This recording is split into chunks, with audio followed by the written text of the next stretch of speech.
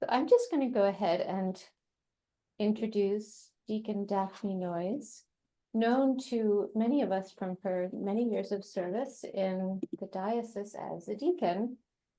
Also a historian focusing on 19th century deaconesses in America and their enduring legacy. And in particular, Deacon Daphne has been focusing on the life of the first Episcopal deaconess, Yes.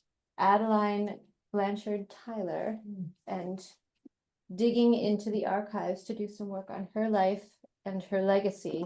A vibrant example in herself, but also someone who brilliantly represents a much broader pattern and trend in diaconal ministry. Right. Is that all fair to say? I think that's all very fair to say.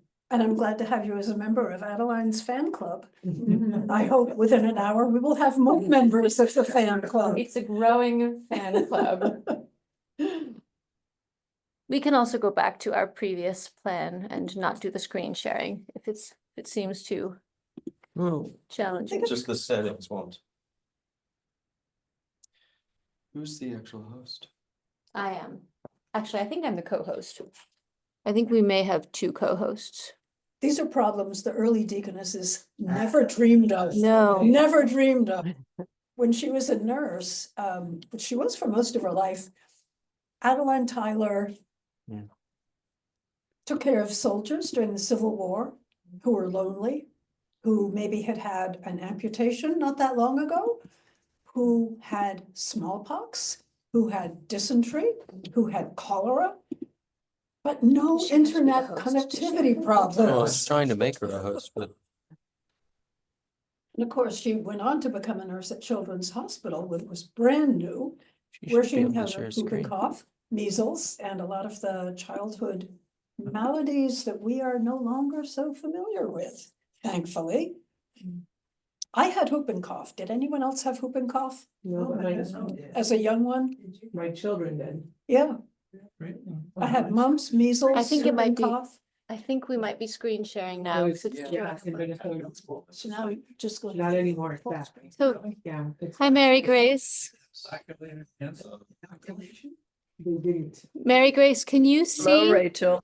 Hello, how are you? Yes, yes, and you are sharing the screen. Okay, See. okay, Yeah, that's fine. I just. Excellent. I need But my they- script. It wasn't. Where did I required. put my script? Thank you so much. It so Might have been recorded here. Mary Grace, are you feeling better? I'm better, but not all better. Sorry. Dear. Yeah. Well, wishing you wellness this and prayers and health tactics. May they all bring you to a swift recovery. I think we are ready. Thanks, Rachel. Yes, oh, you're welcome. Glad you can join us. I think we are more or less ready to go. Thank you for your forbearance. I'm gonna move things back here. I'm wondering about Bill Joyner. Bill Joyner? Bill Joyner gave a Yeah, thumb is he? to everyone. Bill, can you say hello? Oh. And there's Pia, which means I think Father Jay is also among us now. I'm wondering if Bill is from the Advent. Bill is not from the Advent. But Okay. Bill is a deacon in Virginia. So, were you Welcome, were you Bill. once a good shepherd, Bill? No, Okay, different Joyner then. Okay. I think Bill and I know each other from a common Crozet, Virginia connection. that is correct. Rose, did you both serve a parish? in No, Crozet, this Virginia? was about 120 years ago. I lived in Crozet, in the early 1970s, I think. Yeah. And Bill has stronger connections with Crozet than I do. Well, it's just that I live there now. Yeah, that's a strong connection. No arguing there. And I know we've corresponded online, so. So I can get it on that screen or this screen. Not both. And you can't get full screen on the big screen? We Ooh. can. Oh, Can you, okay. Okay, but so it'll be there. we Right. have hurdled over a number of barriers and I think we are ready to go. Okay, we're gonna give it a whirl, and people, please, please say if something in this technology or anywhere else is not working for you, because we want it to work for you. Okay. All right, so as you have probably read more than once, there were hundreds of Episcopal deaconesses serving between 1856 and 1970, speaking of the early 70s, which seems like only yesterday in some ways. There were nurses, teachers, pastoral caregivers, social workers, and they ministered to the poor and disenfranchised, identifying and addressing urgent, specific social needs. We're not advancing. Should do. Sorry, Just people. Make this easier.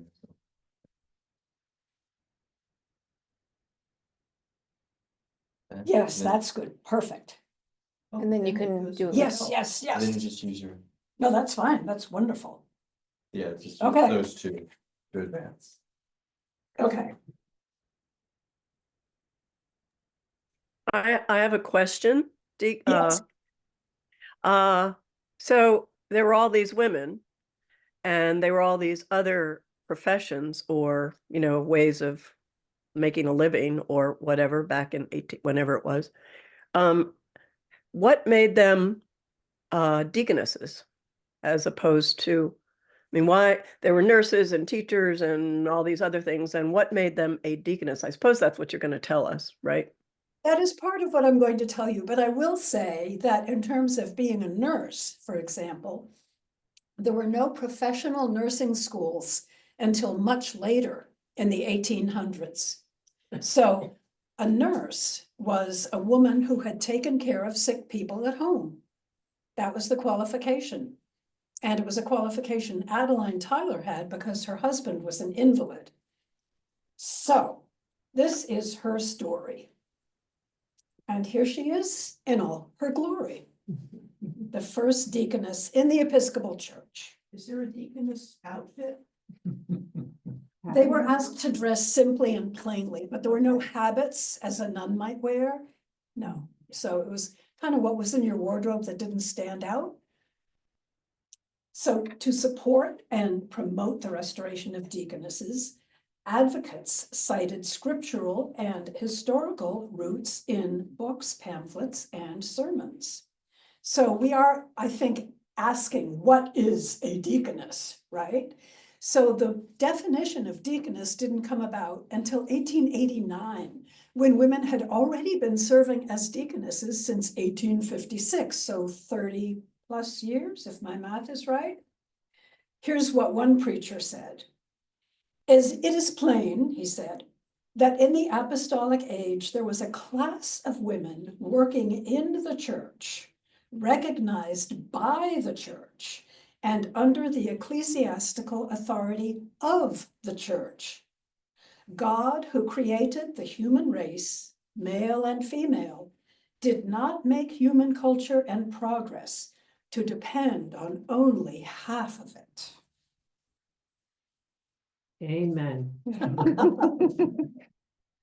So the deaconess movement of the 19th century actually has local roots right here in the Diocese of Massachusetts. Horatio Southgate, shown here, a missionary bishop who became the second rector of Boston's Church of the Advent, was a very vocal supporter of diaconal ministry for men and women. Here's something he said in a very memorable sermon. Where is our order of deaconesses, such as formed part and parcel of the organization of the Apostolic Church? Where is even our order of deacons? But as a body perverted from its original use, into a quasi-branch of the priesthood.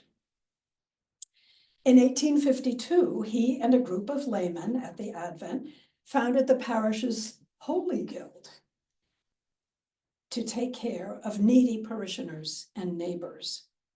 Within a year, at Southgate's urging, the men voted to admit women to the guild. One of them was Adeline Tyler, who had been widowed that year. Southgate said this decision led to a result which has proved one of the greatest blessings. Our work among the poor is a perfect system, accomplishing at least 3 times as much as formerly, and accomplishing it incomparably better. In his report to convention, Southgate enumerated the guild's accomplishments. 35 families supported, a parish school established, 34 people housed in the home for poor and destitute persons, 2,000 home visits made by laity, in addition to those made by physicians and clergy, and 500 garments distributed, including to fully half of the Sunday school pupils. Tyler was matron of the parish school, supervisor of the home for aged and infirm people, and taught a Wednesday afternoon sewing class. She became known as the Lady Abbess, probably not to her face. Her reputation extended beyond the parish and the diocese and led to her being called to Baltimore by the young rector of St. Andrew's Parish, Horace Stringfellow, who wanted to establish an infirmary in a nearby building. Tyler and her friend from the Advent, Carrie Guild, arrived in Baltimore in September 1856, joining Evelyn Black and Catherine Menard, who had been working with Stringfellow among the poor in the parish's neighborhoods. In November 1856, these 4 women were admitted to the office of deaconess by Bishop William Rawlinson Whittingham. He charged them, "You are to be servants of the Lord Jesus, servants of the sick and poor and needy of every class for Jesus' sake, servants to one another." They were the first deaconesses in the Episcopal Church.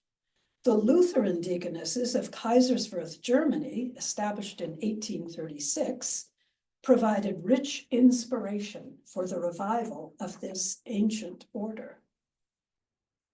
Support for the Maryland Deaconesses came from parishes in their diocese and beyond. Their numbers grew, as did awareness of their ministries, thanks to events like a celebration of the first year of their service in the infirmary at Grace Church, with a rousing sermon on deaconesses that resulted in a significant offering of just over $100, which is equivalent to about $3,000 today. Must have been quite a sermon. Within 2 years, the St. Andrew's Infirmary was merged with Baltimore's Church Home to become the Church Home and Infirmary. The deaconesses moved to the new, larger establishment where they cared for ill, infirm, and indigent people of all ages, from infants to elderly, from near and far.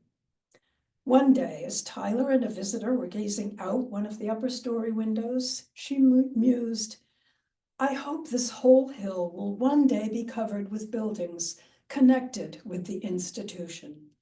She was nothing if not a big dreamer.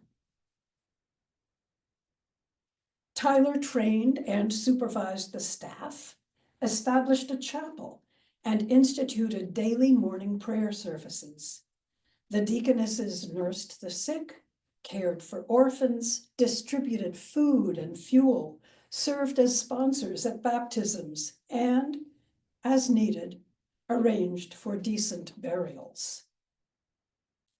As chief deaconess, Tyler exercised an active leadership role inviting other women into the ministry. She said, "The necessary qualifications for our life and labor of love are two essentials. First, a competency of worldly wealth to provide for temporal necessities for your person.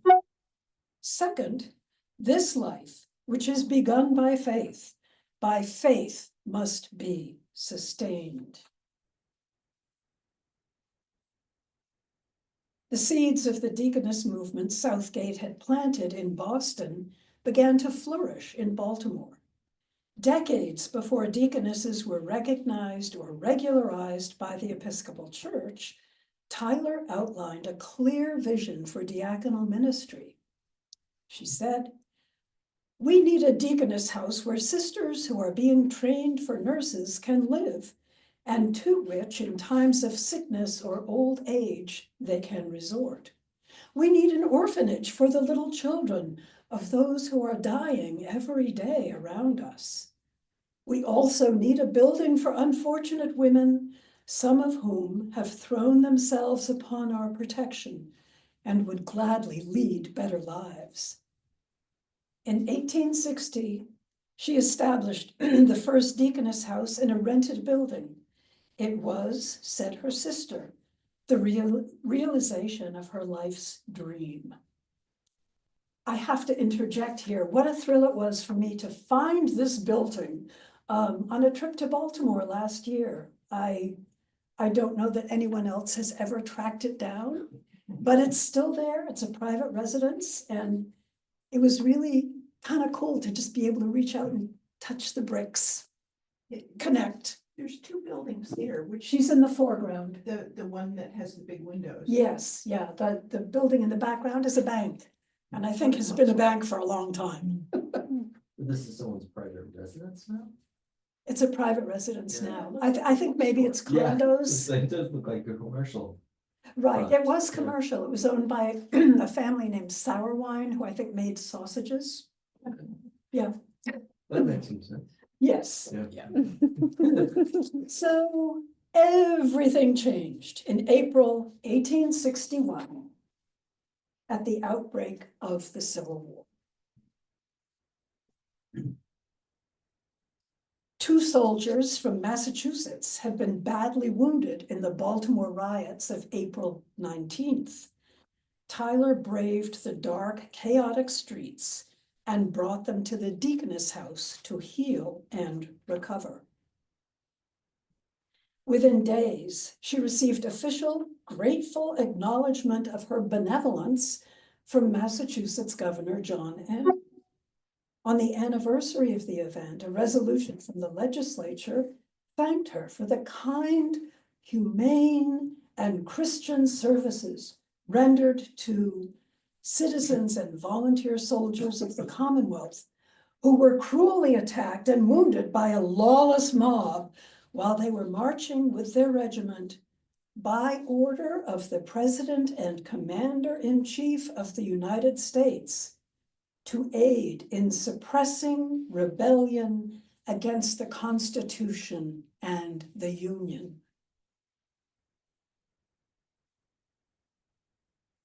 Maryland's deaconess community was shattered and scattered by the war. Within weeks, Catherine Menard and several others unable to support the Union cause appealed to Bishop Whittingham to be released for urgent reasons, they said, without delay. Menard went on to found the Sisters of the Good Shepherd and eventually relocated to Missouri. Tyler closed the Deaconess House.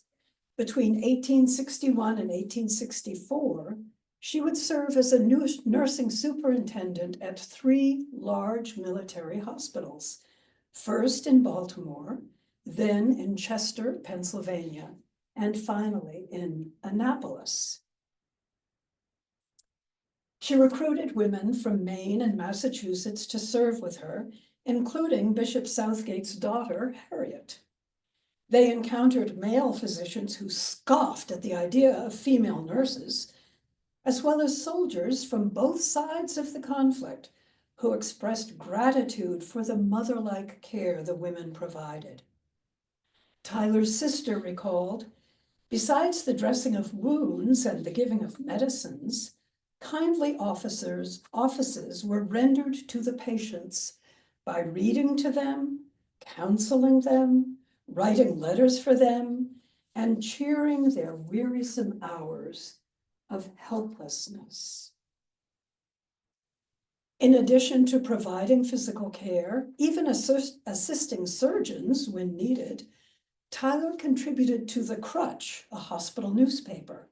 She and her nurses published The Knapsack, arranged for speakers and other entertainment, cooked for hundreds, if not thousands, of soldiers, and with the chaplain, saw to the patient's spiritual and religious needs. Tyler and her colleagues solicited donations from friends in New England. A close friend, Mrs. Vernon Brown, generously sent not only condensed milk and 36 cans of tomatoes, but also shoes, slippers, and suspenders, a sad necessity for the emaciated soldiers recently released from prisoner of war camps. Physically exhausted and spiritually depleted, Tyler resigned her position at Annapolis and sailed to Europe to rest and recover at the advice of her physicians. She returned after the war's conclusion. In New York City, she was reunited with Eveline Black and Carrie Guild at the Midnight Mission for the Rescue of Fallen Women, a new Episcopal charity that provided training, comfort, and spiritual support for women in desperate circumstances, so they could be restored to their friends and earn an honest living. Tyler said, "I have had 2 very ill cases outside our house and of the class we care for, one at a disreputable house, the other at Bellevue Hospital. The latter died on Wednesday night. I was with her as long as she knew me, then left as it was very late and very wet. The other, I am thankful to say, is recovering."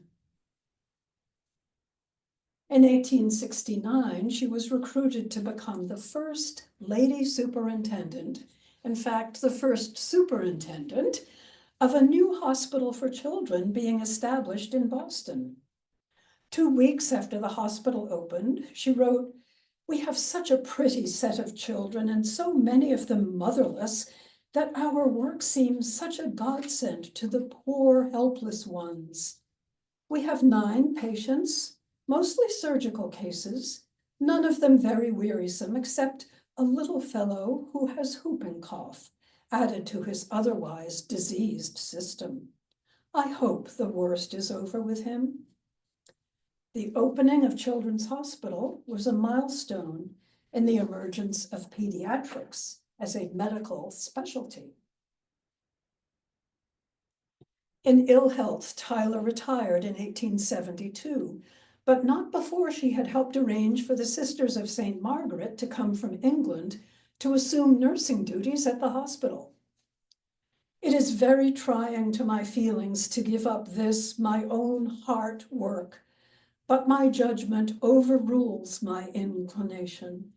It is hard to look on and see another doing your work, even though it is better done than you could do it. We certainly are strangely constituted not to feel happy at seeing another do what we acknowledge ourselves unable to perform." She spent several months in England, where she visited cathedrals and convents, and stayed in Oxford with her friends from the Society of St. John the Evangelist. She reported, "Father Prescott sent me some nice baked beans this morning, which I had for breakfast." That's friendship. Back at home, she took a rented room, $10 a week, next door to the Church of the Advent, now on Bowden Street. Charles Chapman Grafton, who had for a time been chaplain to the Maryland Deaconesses, was rector. "I am really worthless for any duty now," she told her sister. "My limbs are troubling me so much, I find it hard to get about." At the same time, she wanted to start a working women's benevolent society. She catechized a weekly evening class of 60 young women. She completed a sewing project. "I took up a little work of my own self. It was a chasuble for the celebrant at Holy Communion. I made it out of a crepe shawl that I've had for 30 years. I made the trimmings of a silk called gold silk. It really looks rich, and the priest wore it on Easter morning for the first time. It gave me much pleasure to make it, and I shall feel much satisfaction in seeing it worn, as I think it quite right to have a separate garment for that heavenly feast." Tyler's life was not exempt from seasons of sorrow, doubt, or despair. Again and again, she steadfastly turned to her faith for strength and sustenance. Toward the end of her life, she said, "As I advance in years, I realize more and more how important it is that we should train ourselves to a life of pilgrimage, losing by slow degrees the natural hold upon mortal influence and reliance, and looking to Christ as the light of our dark woes and toilsome ways." Tyler was just 69 years old when she died in 1975. Grafton presided at her funeral at the Church of the Advent and burial at Mount Auburn Cemetery. Other than their gravestones, there are no memorials to the first deaconesses, but we can draw inspiration from their lives of diaconia, diaconal ministry, in which they repeatedly invented and reinvented their role in response to the needs of the world around them, always holding fast to the immutable ties between faith and service. My research has been supported by three institutions to whom I'm very grateful, and by Regnum Publishers and their textbook on diaconal studies, to which my missing companion Lori and I both contributed chapters. But wait, there's on April 25th, 1897, the first deaconess in the Diocese of Massachusetts was set apart at Trinity Church. William Lawrence was the first bishop to set apart a deaconess in this diocese. Clara Carter was the first deaconess in the diocese. Her story, and the stories of so many other deaconesses, is yet to be told. As we approach the 25th anniversary of the restoration of the diaconate in the Diocese of Massachusetts, the time is right to honor their ministries and their legacies by uncovering and sharing their stories. God bless them. Thank you. Can I ask a question on that last point? Sure. What's the 25th anniversary? Of having deacons in this diocese. There were only transitional deacons before, people who were on their way to becoming a priest, who would serve as a deacon for 6 to 12 months generally. Yeah, okay. Yeah, That sounds as though it would set us far behind the rest of the Episcopal Church. it's Is that all over the map. It's all over the map. Women were admitted to the diaconate around 1970. Mhm. But that's the transitional diaconate. Although, because women couldn't be priests in 1970, they were admitted as deacons, but that was it, right? So it was the transitional diaconate Mostly Even though, from, With even the though they weren't ceiling. transitioning. right. Transitional. So 4 years diaconate. later, the Okay. order of priests became a possibility. Mm. Now, there were some existing deaconesses from the earlier days at that time. Mm. And by decree of General Convention, those deaconesses were said to be now deacons. And they didn't like that, some of them. It was probably maybe a half and half split. They were like, no, we're deaconesses, that's what we are. And for other women, it was like, yes, we're on our way, the door has opened. For some of the deaconesses, that was a door that they weren't interested in. So are there deaconesses and deacons now? In the Episcopal Church, no. The last deaconess, I want to say 3 years ago, Okay, Bill Joyner might remember, so now there's deacons, deacons. and some are transitional and some are not. Your choice? Absolutely my choice to be a deacon. No, I mean, it's the choice of a deacon to be transitional or not. It's the choice of the Commission on Ministry, the vestry, the sponsoring parish, who am I leaving out? I mean, there's a whole process of discernment when one Right, feels right. called to holy orders. Yeah, Right. the calling of the person. Say that again? Yeah, I think the calling of the person. Some of us are called only to remain deacons, and then some of us are called to be deacons and then to be ordained as priests. Or you could say only ordained as priests, given that there's one more order, right? The episcopacy. I don't contemplate that one, so yes. No, I'm just responding to your only a deacon. Right. But Kevin's an example of somebody who was pursuing priest ordination. And so became a deacon on his way there, whereas Margaret wants To be a deacon. never had the intention of becoming a priest. That's a good distinction, because we know. We know that. Yes. Yeah. That's this. Didn't know, what was a deaconess? I had never maybe a Catholic would be a deaconess, but not in the Episcopal Church. But then, I've only been an Episcopalian since 1941. That's a mere baby. So I have a question. It's a two-part question. The first is for deaconesses, I assume they would not have called it an ordination, but it sounded like there was some sort of ritual ceremony around that. And then the second question is, if General Convention voted that deaconesses were to be considered deacons, was there at that point an official ordering or ordination by a bishop to make them deacons?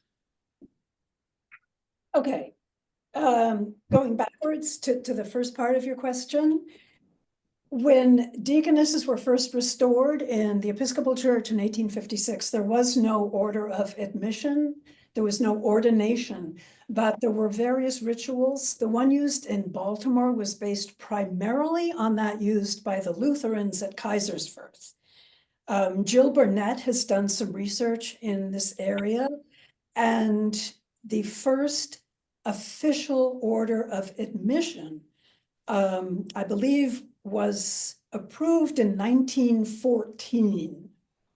What Bishop Whittingham did was he reprinted the Lutheran order from Kaiserswerth and did a little kind of foreword to the pamphlet and said, we don't mean to imply that this is an ordination, nor do we mean to imply that it is not an ordination.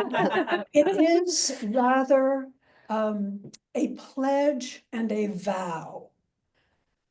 So I guess partly it depends on what you mean by ordination or consecration, and how that gets defined. And what is Kaiserswerth? Kaiserswerth is the Lutheran deaconess house in Germany that was established by Theodor Fliedner and his wife in 1836. Florence Nightingale was trained there. I see. Does Yeah. vow have a technical meaning in that context? Like Benedictine vows? Like, a Right, sister or a brother would That take vows is- at yeah. the very end, and those are the solemn vows that Right, cannot be right. broken. you would have to ask Bishop Whittingham because that was his word. Yeah. But I know that, for example, Catherine Menard was a deaconess who did those vows, did Yeah. that pledge. and then said, I gotta get out of here. I can't do this. Yes. And that was at the beginning of the war because she couldn't tolerate, So, yeah, so Yeah. they're not quite like monastic. well, monks sometimes, Yeah, they do, but they usually leave before they take their vows. not always. Yeah. Yeah, that's I've known pretty monks who are standard. life professed who decide Yeah. after a certain amount of time. That does happen, yeah. Yeah. Yeah. So, but wait, there was a second part to that, I think. And did Sure. I get In the, I think you said, I don't know this story, but you said the General Convention voted to make those who were deaconesses to be deacons. right, Was there at that point any sort of ordering? No, Just vote of General Convention? pretty interesting, right? I guess you could say they were grandmothered in. Well, was there in the previous ordering of deaconesses, was there a laying on of hands by the bishop? Not that we know of. Mhm. I mean, I wish someone had been there to record it on Zoom, right? I know for Adeline Tyler and her deaconesses, there was a joining of hands with the bishop. I think other rituals may have involved a laying on of hands, but again, that's not an area I've researched deeply. Did you refer at one point to a setting apart? Yes, they were called set apart, not ordained, right? But set apart. And they were single women, they were widows, they were spinsters. And that way they were more free to engage in that kind of service. And was there a sort of liturgy of setting them apart that would? Well, that's what we would be occur? talking about Okay, with the okay. pledging and the vowing and Yeah. the whatever it was that transformed them from being faithful Christian women into faithful Christian women called deaconesses. Right, not a sacrament. Not a sacrament, But a commitment. but some deeply meaningful Right. and Hmm. hugely spiritual, I would say. Hmm. And probably pleasing to God. I think I saw Louise with a hand up and, oh, and But my question has been answered, I think. I had seen the word unmarried prominent in the very first statement of what deaconesses were. Right, And Adeline Tyler, you had said had a husband, but I Yes. assume he was deceased by that time. he died after 25 years of marriage, 24 of Hmm. which he'd been an invalid. Wow. So that was her Hmm. nursing training. Mm. The other thing she said was that a deaconess should be able to support herself. Yes. So it seems as if they were not just single women, but they were single women of means. Mhm. to- Some of means, but some also willing to live in community with others. Like Adeline had resources from her husband's estate. She wasn't wealthy, but she did have some resources. But Caroline Guild and Evelyn Black, I'm not aware of any resources they brought. But because the deaconesses were living in community, things were shared. So what you have and I don't have, we can share. And that way I get lifted up a little bit, right? Yeah. Yeah. And And, so- and also services like where the $3,000 was collected. And when people learned about their ministry, they would send in money. I mean, I've gone through the Deaconess Fund in the Diocese of Maryland, which was established before there were deaconesses. So I think Whittingham had his eyes on the future. And people were sending in money. They were like, yeah, we want to get behind this. Here. I have a question. Yes. We were lucky enough to have a deacon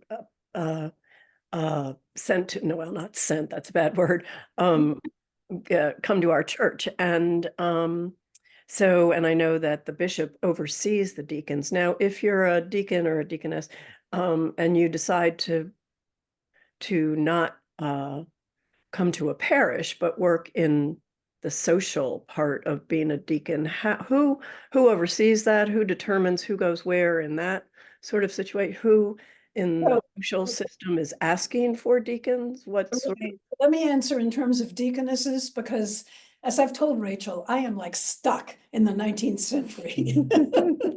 So in terms of the deaconesses, and specifically in terms of Adeline Tyler, she always consulted Bishop Whittingham, even when she lived in this diocese after the war. There are a number of reasons, a couple of big reasons for that. One is that the Bishop of Massachusetts was Manton Eastburn, who was a real hardcore evangelical.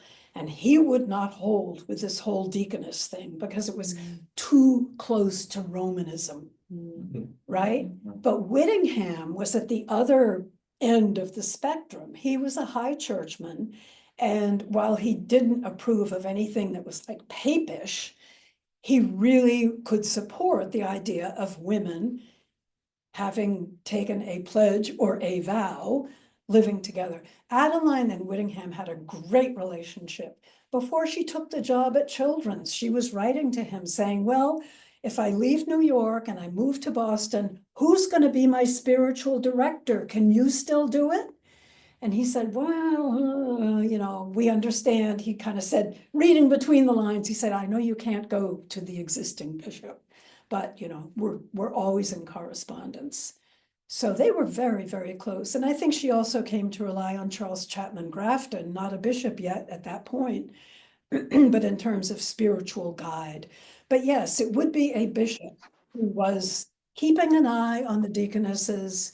And during the Civil War, Bishop Whittingham got a letter from the chaplain at the military hospital in Chester, Pennsylvania, whose name was J. Pinckney Hammond, saying, can you send me one of your deaconesses? So he consulted with Adeline Tyler and said, could you go to Chester? And she did.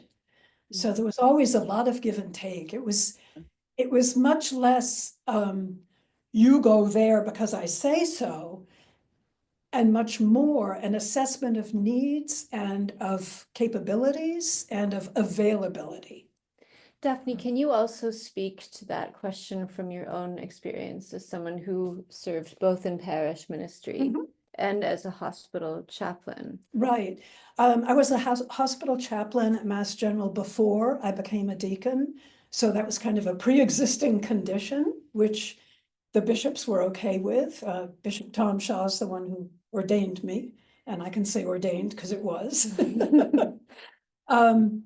So yeah, there was not a problem in my continuing to do that work, in addition to the work in the parish. That was how I earned my living. So I see. So yeah. you began your work as a hospital chaplain prior to ordination. Yep, exactly. Before that, I worked in public television. So Right. I mean, Yeah. one can imagine the journey. Yes, The yeah, sort of, you can yeah. sort of imagine the discernment that you might have gone through moving from one profession to the other. But it's Yeah. interesting to think of that example as a sort of precursor to ordination in Yeah. your case, and probably in the lives of others. That was an Right. experience of service that was also tied to the life of faith. Right, exactly.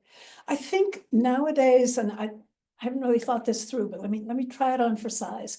I think nowadays it must be more challenging for bishops to figure out placements for deacons because we're very parish oriented. So it's like, well, where are you going to be serving? Oh, this parish, that parish. But real diaconal ministry is minimally at a parish and maximally elsewhere. So because we have so many social support systems in place that weren't in place during the time of Adeline Tyler, I have to imagine it's just a different ballgame. And I think that speaks to the necessity of today's deacons having a very strong sense of vocation, how I want to live this out, what I feel I can do in the world. Yeah, and become not kind of mini priests. You know, I'm a cleric, I wear a collar, I'm there on Sundays.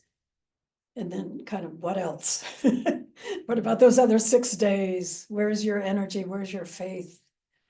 So for me in retirement, I have been extraordinarily blessed to have encountered Adeline Tyler, who has become my ministry in retirement.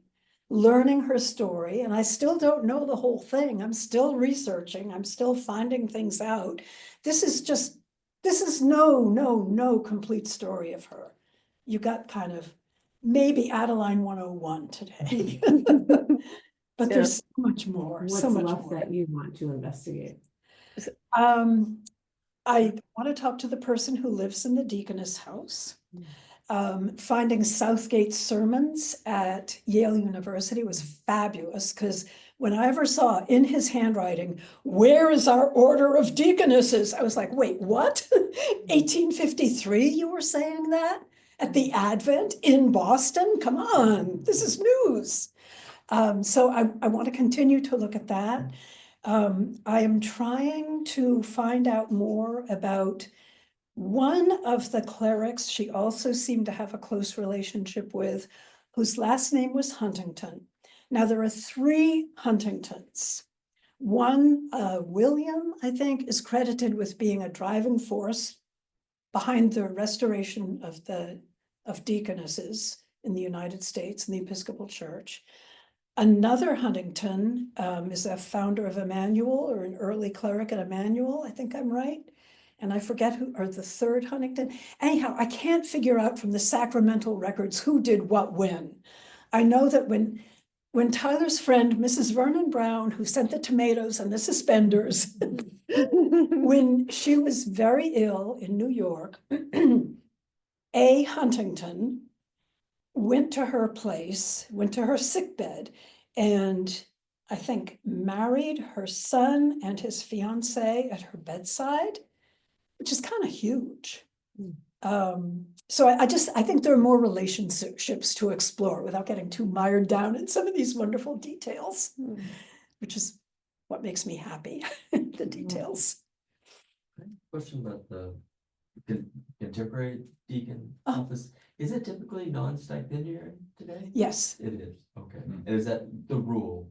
it's not a rule, Or- it's a tradition, Yeah, which is, but they Yeah. still look to express their ministry largely in parishes, but it's non-stipendiary. correct. The parish work is typically non-stipendiary, Yeah. right? Okay. Now, we have had deacons who have been employed by the diocese, like Margaret, for Yeah. example, or H. Mark Smith, who was the youth missioner for a number of years. So there's no law that says a deacon can't be paid for her or his service. I believe there are some deacons who feel like they maintain some kind of purity in not accepting money for the work they do. I don't agree with that. But it doesn't matter, because that's not where I am in my life right now. So, but I'm just remembering that Jesus at one point said the laborer is worth his or her wages. So it's strange to me to think that there would be this order that is not worth their wages, but that's me. I hate to go there, but also when you think of litigation and responsibility. Mhm. Without a stipend, without a legal tie to the institution, there's a lot of damage that can be done in these relationships, as we've seen. Well, if you're in a personal relationship, if you're helping someone through a struggling time. Right. And someone who's, for all sorts of reasons, there's lots of, in all faiths, there's lots of examples. Right. Of stepping over those lines and So doing you think damage. someone being non-stipendiary, Well, I don't know what it means legally to be having no responsibility. well, one would have a letter of agreement with a parish, so okay, there's okay. documentation. And in order Okay. to become ordained, you get screened. Okay. People slip through, mistakes happen. Of course. But I'm not aware of any increased liability due to non-stipendiary. Okay. Thanks to Lori, I wish you were here. I think about 5 years ago, we were able to make an arrangement with the church pension fund so that deacons can get paid a minimum of $25 a month and thereby become participants in the church pension group. Okay. So, yeah, there is documentation, there is accountability. What about health benefits? What about them? Right? Like, Well, there's an economic historical connection here too. I mean, we do I'm just to speak in broad generalities, we do also have a long history of women doing unremunerated labor that is essential labor. Mhm. And, Right. and that's, I think, part of this history too, wouldn't you say, Yes. Daphne? Yeah, yeah. For health benefits, again, this is personal, not policy. But when I was at Mass General, I self-paid into the church pension fund, not the $25 a month, because Right. that didn't exist yet. But I paid, To be able to had an pay, assessment right. on my salary. So now I have medical insurance through the Episcopal Church Medical Trust, as Mhm. well as Medicare. So, Yeah, it just Um, seems just to have something. yeah, it's good to have something. So I'm kind of confused about the comment about, it sounds like there's a judgment as well that you were making about it, but deacons expressing their ministry mostly in parishes, not outside the parish. I guess, you're saying that that is a change, historic change, that is mostly now in the parish as opposed to at hospitals or other types of institutions? I didn't mean to say that, if that's what I Okay. said. No, I think, how to put this? I think for people who aren't deacons, who are not deacons, it may be easier to look at the deacon as someone who's in church on Sunday. In the same way that often priests are categorized as, oh, he works on Sunday and then he takes the rest of the week off. I don't know, maybe writes a sermon or something and then he's back. So, yeah, that's what you do, right? So I didn't mean to imply that deacons are kind of slacking, if that's what you heard. Well, no, I'm trying to figure out so is there less expression of that ministry in other institutions now than there were? That is a really interesting question, and I do not know the answer, but I wonder how. Okay, I'll go back to me, because I'm what I know best. When I was at Mass General, serving as a chaplain, sometimes I wore clericals after ordination, sometimes I didn't. I did not wear a cross. I did not walk in and say, can I tell you about Jesus? I always met people where they were.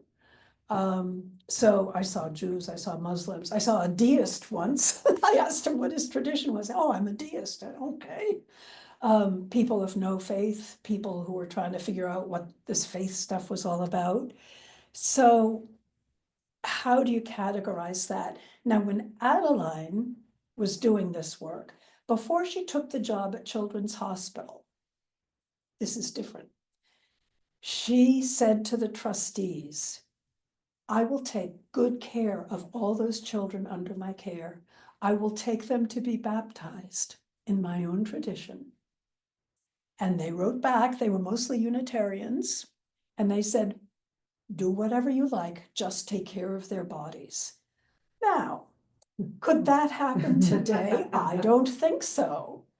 And I mean, it's a lovely story in some ways, but I think it also has echoes in it of, say, some of the Indian schools, Indian boarding schools, and some, I guess I just have to say, forced conversions. So it's great that she cared about them enough to do that. And I have gone looking for those baptisms and the sacramental roles of the church where she took them. I haven't found them yet. But we couldn't do that now, could we? So I think that's the kind of murky area that I was trying to express. Does that help? Just some. Some, yeah, it helps me some too, but I think we're not quite there yet. I just want to check. Following up on Rachel, I have a question. Okay, sorry, John was just starting a question, so let's come back to you, Mary Grace. Oh, thank you. I'm just curious, why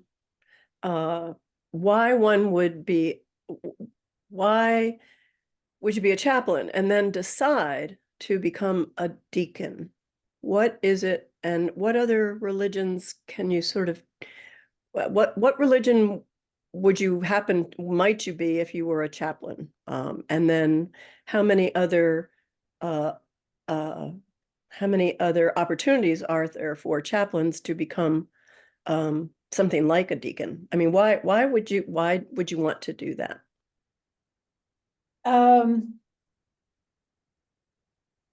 I loved being in the hospital. I had a series of kind of medical adventures of family members that put me in a bunch of hospitals over a relatively short period of time. And I felt I was in a holy place.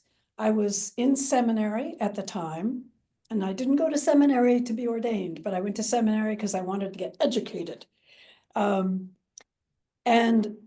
I enjoyed serving people of all varieties, denominations.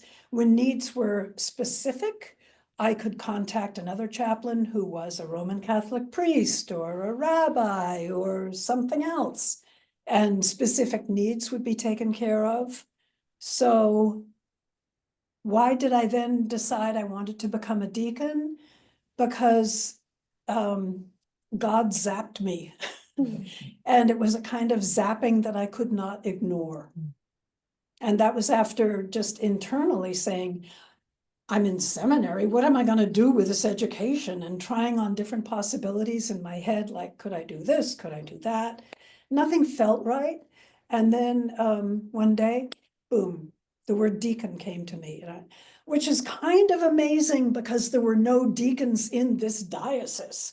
You could not see a deacon. You could see someone in training to become a priest who was serving as a deacon for 6 months, but not, to my mind, the kind of deacon I wanted to be.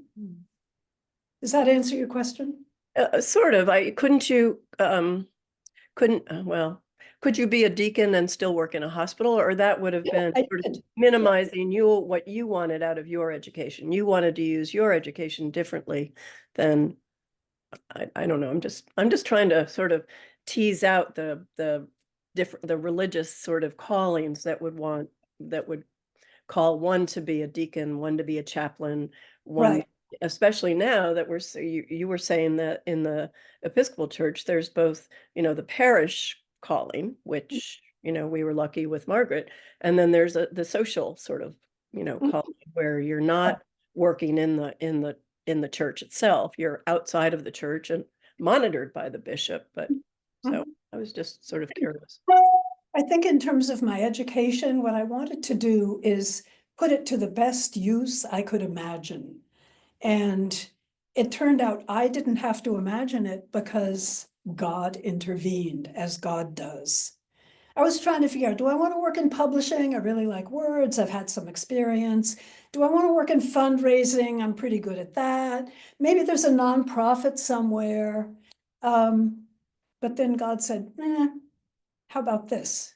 Deacon. And I was like, oh, okay. Sounds good. Thank you, sir. Let's go to John. John's been Yeah, waiting. no, just following on Jonathan's question, you've always referred back to your time at Mass General. But during your time at the Advent, where you were after your work at Mass General. There was some overlap. Some overlap, Yeah. but for the last X years, that's been your home at Advent, I presume. Have you done work outside of Advent, or was your work there pretty much parish oriented, as you said? Most deacons today seem to be parish oriented. Right. Well, let me say that I worked very closely with Father Warren and Father Gray when he was there, to develop a strong relationship with Mass General. And they would go to the hospital chapel once a week and celebrate Mass there on Wednesdays. Joanne Wuschke went down and kind of served as their acolyte. And that was quite wonderful. There were times when the presence of a priest was needed for a sacramental need, and they would be my go-to people. So yeah, I was at Mass General for quite a while during my Advent years. Sadly, because of my own health, I had to leave Mass General in, I think, 2013, maybe 14. But by then I'd already been at the Advent for 8 years. So, and I continued to work at Mass General on a per diem basis. I just couldn't be on staff anymore. So when you were only at the Advent, what did that ministry consist of? Like, what were were you in like doing the soup kitchen stuff with them? I was not. Well, like, I can was you tell not. us how I- your ministry Okay, reform this, took? this is possibly me being a little bit of a rebel. But I thought that one of the primary functions of my time at the Advent was less outreach and more inreach. And when I say inreach, I felt that that parish would benefit by seeing an ordained woman who could serve faithfully and bring a slightly different image of what ministry looked like. So having said that, we also did things that I think expanded the awareness and connection of the Advent into the community. And I'm thinking specifically of the Diocesan Acolyte Festival that we had there, which was fabulous. I mean, it was like standing room only. And we taught kids how to swing a thurible, how to carry a candle. We had kids write the prayers of the people. And this was with parishes from throughout the diocese. So it was really a very strong connection building. One of the things that, again, is this inreach or outreach. After the Pulse shooting in Florida, we did a special service. I wrote a litany that Father Sammy Wood, we named the victims. Sammy said the litany. I know at Emmanuel, they had the gay men's chorus come, and it was like a very big deal. For us, it was a smaller deal. It was in the Lady Chapel, but it had been probably decades since anything like that had been done. So, yeah, it was a different kind of parish ministry. And I loved doing it. It was really, really hard at times, but I loved doing it. And I loved working with Father Warren. So miss him still. And you taught confirmation. Yes, I did some teaching. Yes, this is true. This is true. I have to leave, but I want to thank you very much. Okay, before you go, you need to take Adeline's card because you can meet her on YouTube. Right, The QR code. QR code. You are going, Thanks. take you Yes. straight to YouTube. Hold on to that. We're going to have Deaconess trading cards. And And then just to commend to your attention, the book on diaconal studies, which I mentioned before, that Lori and I contributed to. And I think I might have had one more thing in my bag of tricks. And also just quickly, a preview of next week. Deacon Laurie Mills Curran, who had to leave today, but we hope, pray, and trust will be back next week to give a forum that gives more of a contemporary perspective on the ministry and outreach and impact of deacons serving today. So I am recycling these from a presentation we did in Maryland. That's why that letterhead is there. Thank you. But this was a high point. We got Adeline added to the church calendar. She's now on there for November 4th. And this was the inaugural commemoration. So we had a lot of handouts, displays, good stuff. So she actually has her own day She has on the her own calendar. day. How wonderful. So thank you, everyone. Thank you Thank very you. much. Thank you, John, for coming. I had fun. I hope you did too. I don't want to shut things down if people still have questions. Are there any more questions from Zoom?